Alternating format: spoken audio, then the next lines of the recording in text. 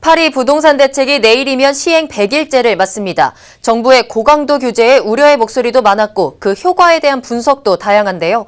부동산 대책 시행 이후 100일 동안 어떤 변화가 있었는지 보도국 한치호 논설위원과 이야기 나눠보겠습니다. 안녕하십니까? 네, 안녕하십니까?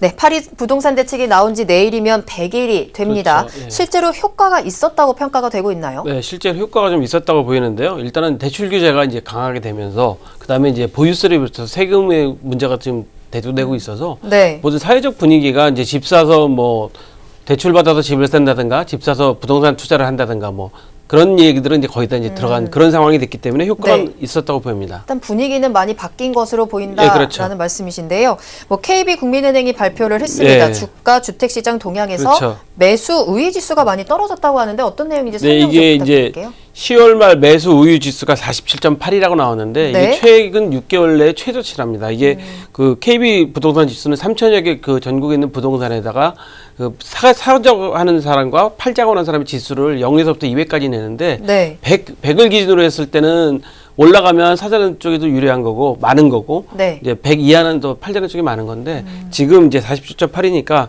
최저로 지금 내려왔기 때문에 네. 오히려 지금 팔자는 쪽보다는 더 낫다는 거죠. 그렇군요. 그러니까 매수 우위 지수가 47.8%라는 거는 사려고 하는 사람들이 더 많다. 팔려고 하는 사람들이 더 팔려고 많다. 하는 사람들이 네, 더 많죠. 헷갈리죠. 그렇죠? 예. 팔려고 하는 사람이 더 예, 많아졌군요. 그렇죠. 예. 자, 뭐 실제로 국토부가 조사한 뭐 실거래가 예. 신고 자료에서도 아파트 거래 건수가 상당히 감소를 했다고 하는데 네. 그렇다면 파리 대책이 뭐 일정 부분 효과가 있다라고 볼 수 있는 건가요? 일단은 그 파리 대책 때문에 모든 관망세로 돌아섰고요. 8월 달에 통계만 보더라도 실거래가 대비해서 그 전월 대비해서 28.5%가 감소했다고 네. 해요. 이거는 이제 계약 기준이기 때문에 실제로 이제 마지막 잔금 치르고 등기하는 것까지는 좀 차이가 있겠지만 이 파리 대책 때문에 사람들이 집 사는 걸 일단은 전부 다 보류했다, 관망하고 있다 이렇게 보이게 되는 거죠. 뭐 100일 동안 좀 많이 변화가 있긴 했던 것 같은데 앞으로 네. 좀 더 지켜봐야 될 것 같고요.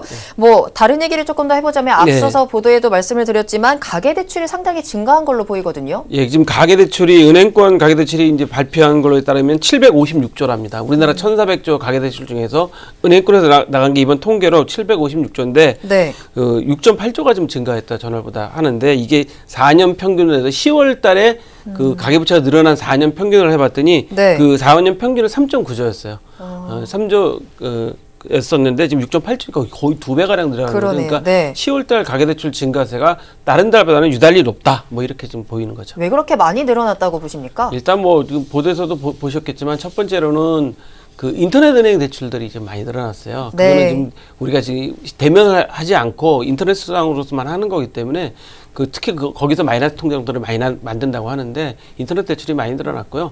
그다음에 우리가 이제 최근 10일 동안의 연휴를 경험했지 않습니까? 추석 연휴가 길었죠. 추석 연휴가 10일 네. 동안이었기 때문에 그때 소비를 많이 한 그런 특징을 나타내고 있죠. 뭐 추석 연휴도 한 몫을 했군요. 예. 근데 앞서 부동산 대책 등으로 약간 주택 거래량은 조금 줄어드는 것으로 보이는데 네. 오히려 주택 대출은 좀 늘어났거든요. 다른 원인이 있을까요? 그건 왜 그러냐면 파리 대책 이전에 이미 대출 승인이 났던 건들 특히 그 중도금 대출 중에서도 집단 대출 건들은 이미 승인이 나 있고 그 약속이 됐던 대출들이지 않습니까? 네. 그 대출은 바로 지금 이루어지는 게 아니라 그 계약했던 시점이 아니라 지금 중간중간에 들어가는 거기 때문에 지금 계속 늘어나고 있는 추세죠. 새로운 대출이 늘어난 것은 아니고 그렇죠, 네, 예. 그렇군요. 그럼 앞으로 가계대출과 부동산 대책 어떻게 전망하고 계십니까? 저는 이제 정부의 장기 대책으로 해서 가계 대출 같은 경우도 지금 진정세가 좀 될 것 같고요. 부동산도 마찬가지로 지금 집값 올라가는 것도 진정세에 들어갔다고 합니다. 그런데 네. 전국적으로 진정세에 들어갔는데 다만 이제 강남 같은 특수한 지역들은 오를 것을 또 예상하는 관망세도 있기 때문에 정부가 이런